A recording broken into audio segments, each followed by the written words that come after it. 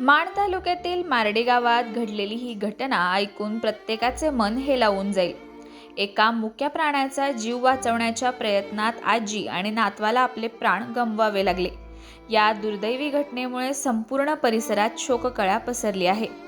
मार्डी येथील काळेवस्ती परिसरात राहणाऱ्या सौ मालन विलास काळे या आपल्या 13 वर्षीय नातू सुजित युवराज काळे याच्यासोबत नेहमीप्रमाणे शेळ्या चारण्यासाठी बेन शिवारात गेल्या होत्या। दुपारची वेळ होती। शेळ्या शिवारात चरत असताना अचानक एका शेळीचा पाय जमिनीवर पडलेल्या वीज वाहक तारेमध्ये अडकला। त्या तारेमध्ये विद्युत प्रवाह सुरू असल्याने शेळीला जोरदार शॉक बसला आणि ती वेदनेने तडफडू लागली। आपल्या डोळ्यांसमोर शेळीची होणारी तडफड पाहून सुजितला राहावेना।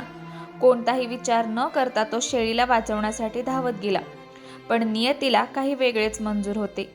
शेळीला सोडवण्याचा प्रयत्न करतात सुजितलाही विजेचा तीव्र धक्का बसला। क्षणातच तो त्या तारेच्या विळख्यात अडकला आणि मदतीसाठी तडफडू लागला।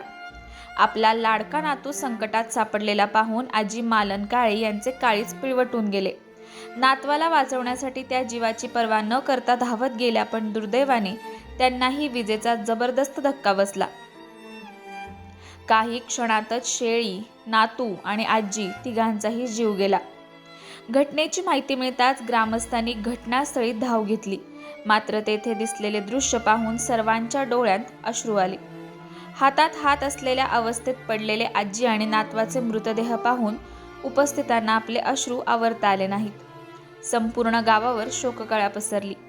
विशेष म्हणजे ज्या वीजवाहक तारेमुळे हा दुर्दैवी प्रकार घडला ती तार अनेक दिवसांपासून तुटून पडलेली होती। याबाबत ग्रामस्थांनी संबंधित विभागाला वारंवार माहिती दिली होती, मात्र त्याकडे दुर्लक्ष झाल्याचा आरोप ग्रामस्थांनी केला आहे। वेळेत दुरुस्ती झाली असती तर कदाचित आज 2 निष्पाप जीव वाचले असते, अशी भावना परिसरातून व्यक्त होत आहे। एका मुक्या प्राण्याला वाचवण्यासाठी धावलेल्या नातवाचा आणि त्याला वाचवण्यासाठी जीवाची बाजी लावणाऱ्या आजीचा असा अंत झाल्याने संपूर्ण माण तालुका हळहळ व्यक्त करत आहे। ही घटना प्रत्येकाच्या मनाला चटका लावणारी ठरली आहे।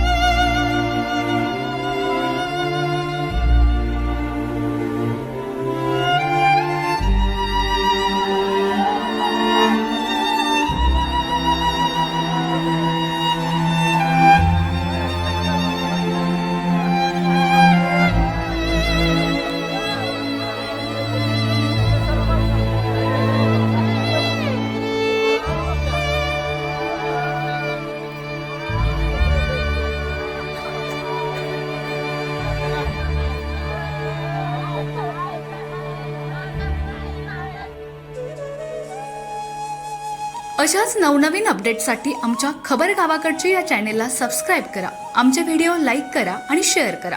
धन्यवाद।